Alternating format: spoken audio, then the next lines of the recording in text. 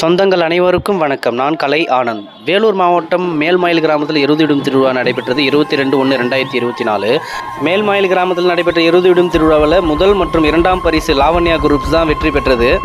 லாவண்யா கண்ணாடி முதல் பரிசு, இரண்டாம் பரிசு காடு வெட்டி குரூப். ஆட்டம் ரொம்ப சுவாரஸ்யமாக இருந்தது. காலையில் சிறப்பான ஒரு ஓட்டத்தை வெளிப்படுத்தி எல்லாருடைய பாராட்டையும் பெற்றதுன்னு கூட சொல்ல முடியும். வாங்க நம்ம வீடியோக்குள்ளே போகலாம். இனிதே வெற்றி பயணம் தொடரும்.